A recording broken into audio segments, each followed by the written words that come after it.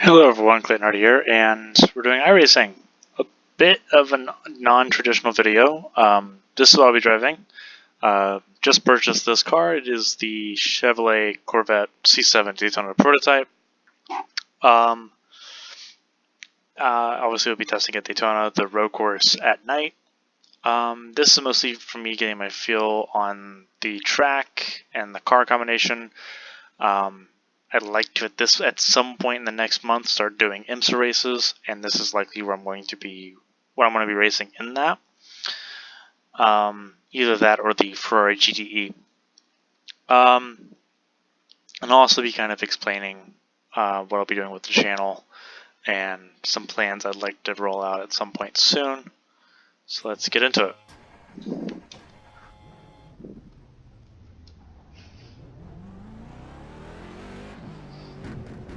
Okay, so it does have bit limiter. I didn't know that.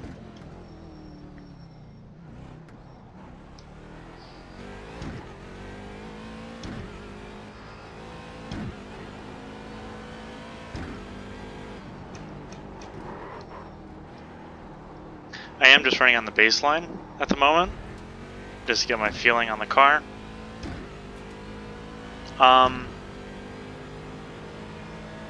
Alright, so a bit of a progress report. I haven't posted too often much, at least not up-to-date stuff.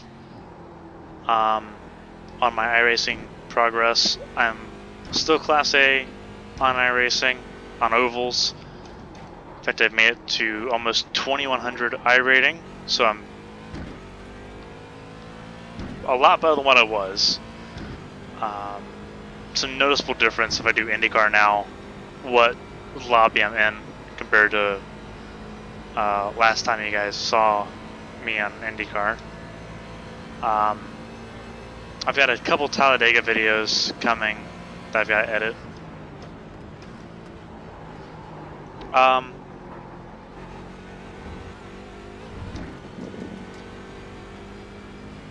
I've been working on my road license. I'm a Class D, so I've been able to do Formula 3.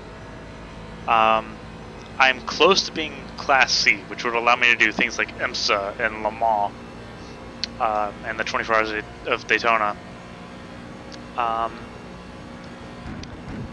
So that's kind of been a big deal to me, is getting back into the endurance racing. This thing's really squirrely on the brakes, that's for sure. Endurance racing was kind of all I did on Gran Turismo. Things like 12 hours of Le Mans, 6 hours of Nürburgring, all that stuff was stuff that me and a group of friends, we would do that on our own. We wouldn't have driver changes or anything. We were insane then. Don't think I could do that without a driver change now. I don't think I have to worry about it with how iRacing's set up. But endurance racing was kind of what I did. And not gonna lie, getting into iRacing kind of made me realize how much I miss it. Don't get me wrong, IndyCar is fantastic, and NASCAR has its ups and downs. Formula 3 is absolutely amazing.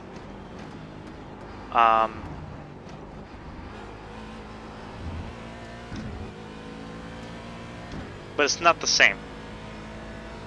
As much as I love IndyCar, and as much as I'll always have IndyCar as the #1 thing I follow as far as racing goes, being able to take part in long endurance events and actually being able to sit down on a weekend and just hunker down and do something, I miss it.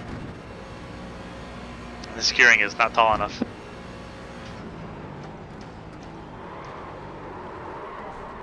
This is gonna hurt. No? Yeah, okay. We'll chase out here real quick.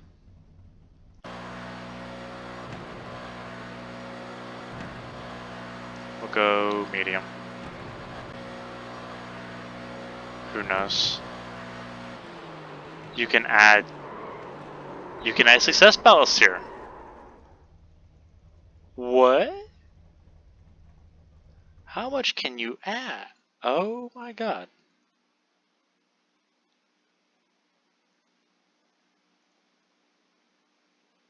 Okay. We'll go medium. And we'll just go done there. Huh. I never, to be honest, I've never seriously, I looked into it once for like NASCAR at Kansas. What is all this shit? Toe in, anti-roll bar arms, anti-roll bar medium, fuel level 20.1 gallons. Okay, that's metrics. All this is confusing. What?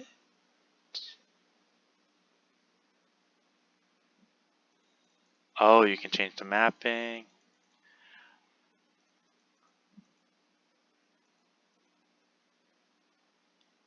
One is, oh, okay.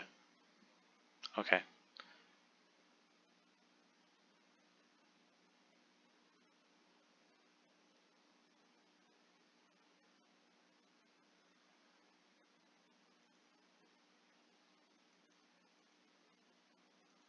I don't know what any of this does.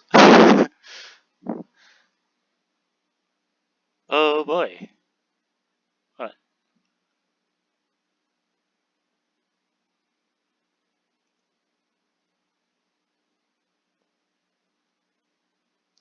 What is P10?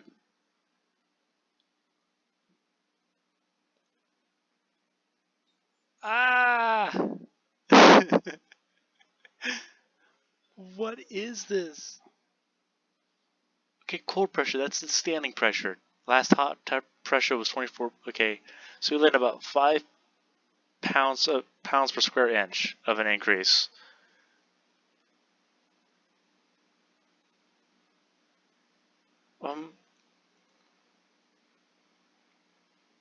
That's the only thing I wouldn't even touch that, but I at least that looks familiar. Clutch friction. What? Fuck it. We'll slap on the default medium. We're done. What the fuck?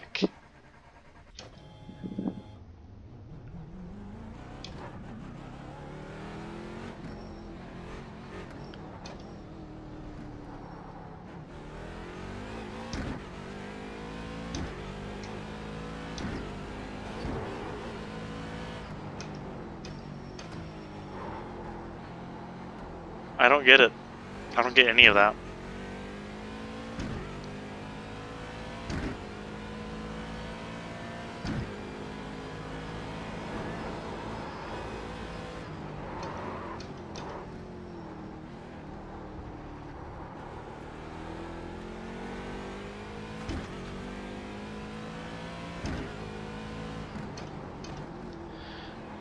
Anyway, trying to get back on hand here. So I'm trying to work myself towards being at least a little bit more consistent. Housing situation hasn't gotten any better, so I'm still kind of waiting on that. I'd like to get more, at least better internet to be able to do things like streams and all that stuff. Be able to upload faster, because right now a 45-minute video takes almost a full day for me to upload, which sucks. But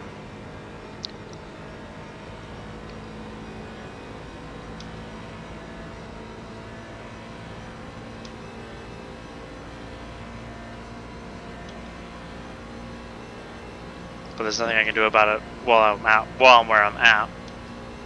So, working super hard to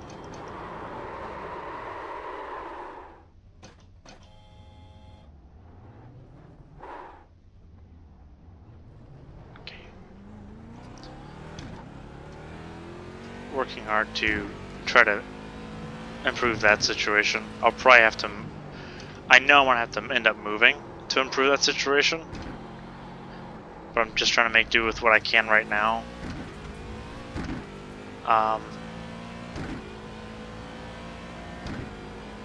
I'd like to do at least one video a week. Obviously this week is probably going to be 2. One for Talladega, which I did over the week, and obviously this one. I'd like to do at least one video a week, try to get myself into a schedule. As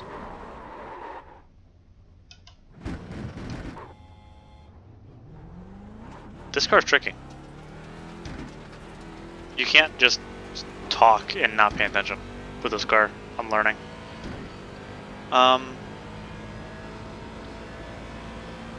Trying to get myself to a schedule, trying to get myself into a rhythm. Hopefully by January I'll have everything figured out. It gives me time to search and for several things. One, a better job since Walmart sucks ass. And move into my own place, whether it's apartment or whatever. And just trying to change a lot of things, and if I can get any of that done, that'll make doing YouTube videos and doing more serious races and everything, it'll make that a lot easier.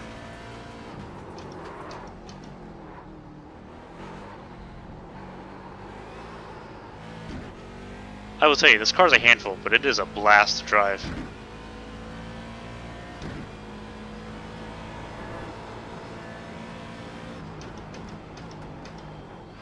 I'm gonna actually focus for a few laps here.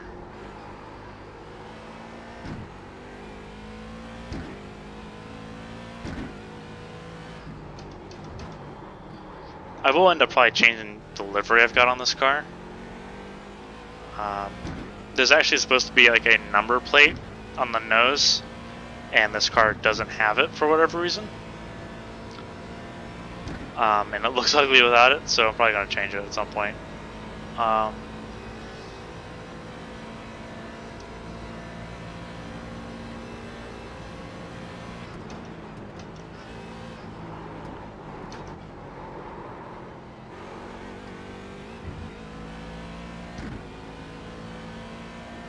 This is a fun car.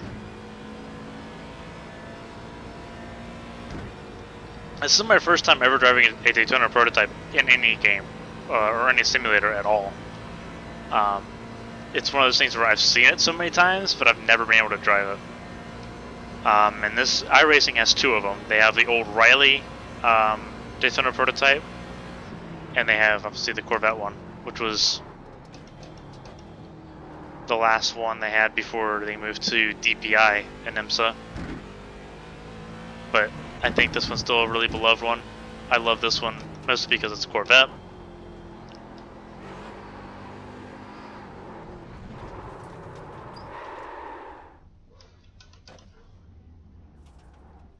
Growing pains is what I'm gonna have with this car. I'm gonna have to do a lot of practice with it. I know I'm not going to have any IMSA races going on this upcoming week, simply because I'm still Class D. Formula 3 is at Tsukuba, a track I know extremely well, so I'm hoping I can get to Class C during the week and prepare myself for next week, the week after, where IMSA is at Barcelona, which is one of my all-time favorite tracks. As far as international circuits go, I don't think anything touches Barber or Mid-Ohio or Watkins Glen or Kentucky as far as ovals go. A little bit biased there. As far as F1 tracks go, it's my favorite. As far as most international tracks go, it's at least in my top 3 no matter what I'm driving. So if I can make my IMSA debut at Barcelona, that would be wonderful. And if I make it to IMSA in time for Barcelona, I am absolutely doing a video of IMSA at Barcelona in this car. I adore it. I adore it. I adore it. I am here for it.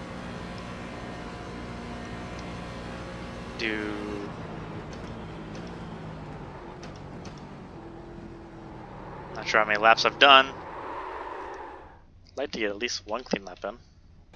I'm on lap 6 now.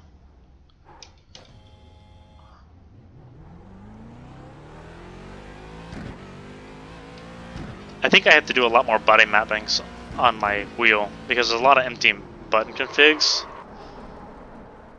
Ooh. Was looking at the wheel, not at the road. Don't do that. Well, that's nifty.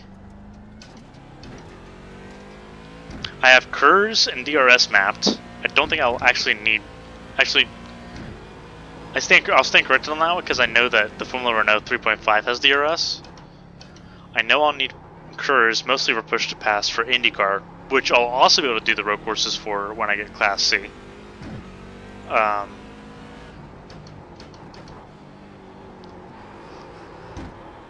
excited for that. I don't know if I need DRS or not, but I'm not sure what to replace it with. Being able to change brake bias and all that stuff, I'd like to have actual button mappings for that. Because all that you're looking at the lower right, I can only adjust with the mouse right now, and I don't like it.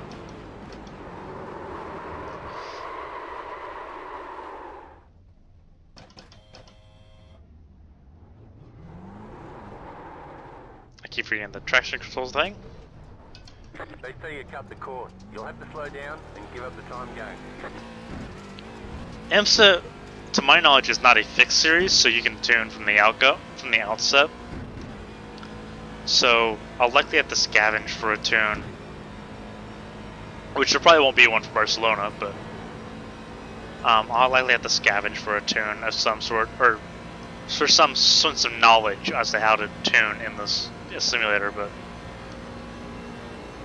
all right, super focus time. We need a clean lap here.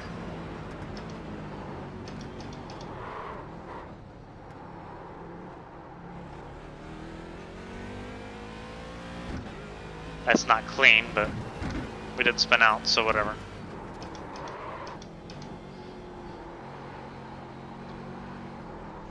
Whoa.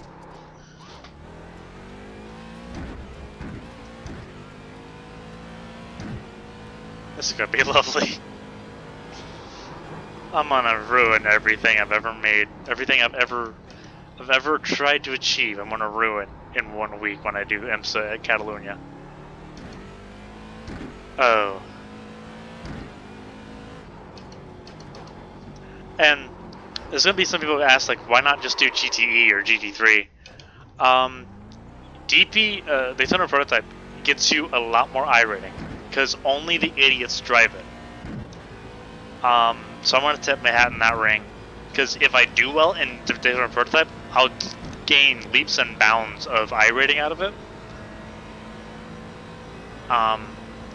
That is if no one good drives in it. I think there's obviously going to be a couple people that are really good at it driving in it. But I've heard so many horror stories about the Daytona Prototype and IMSA that I feel like I can take my chances and be okay. That could change dramatically. I'll end up getting the Ferrari GTE just in case. When I get Catalunya later this week. Just to cover the bases. But if the horror stories are still true, then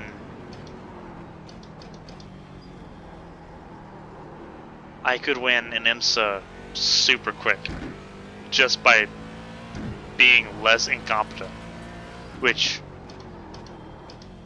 I know I'm not showing a lot of that right now. My best lap was a 143 in the daytime. I would imagine it'd be easier at night.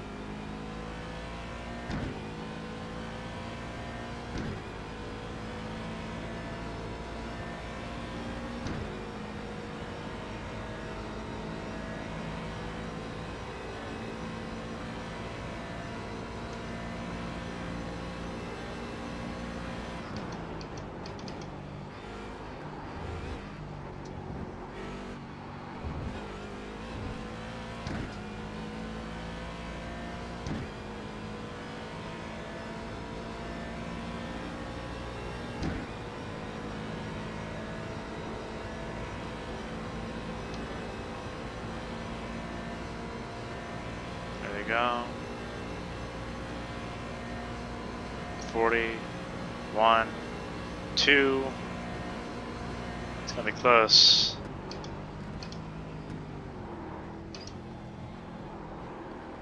Can I get to the 42s?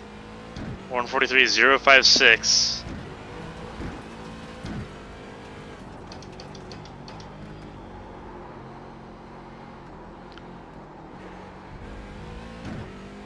I need to minimize those 1x off tracks because that would be deadly in official races.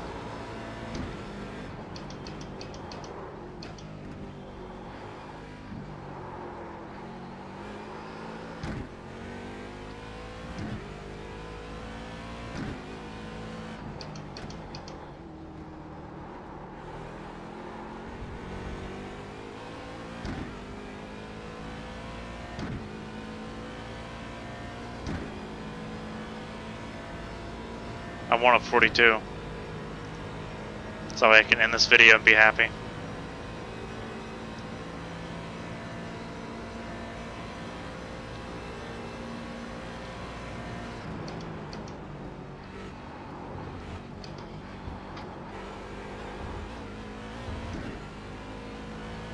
That felt pretty decent. Not planted, but decent.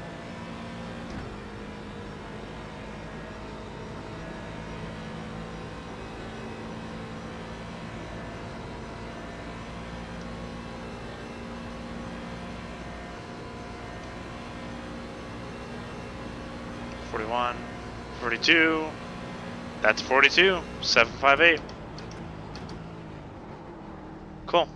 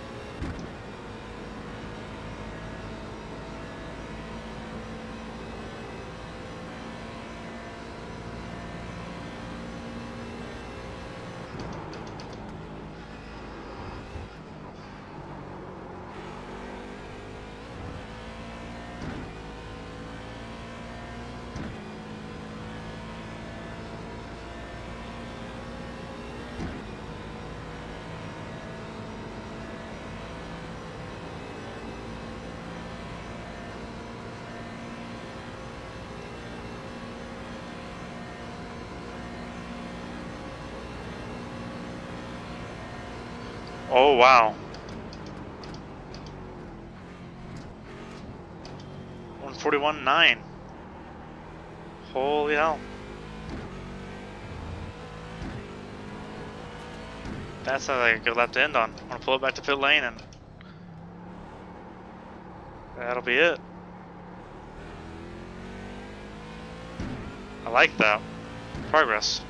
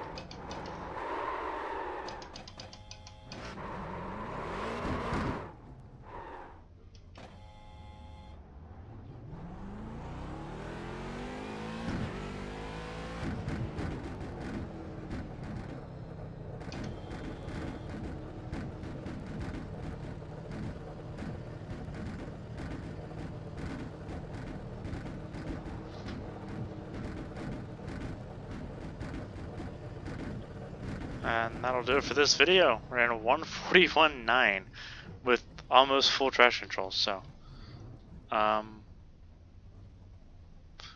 definitely gonna be practicing with this because this car is fun. This car is a blast. There's several reasons to get iRacing if you don't already have iRacing. IMSA and the endurance racing is one of them. Can't wait to get this part of my iRacing journey started. So thank you everyone for watching. And until next time, Clay Nardi, signing off.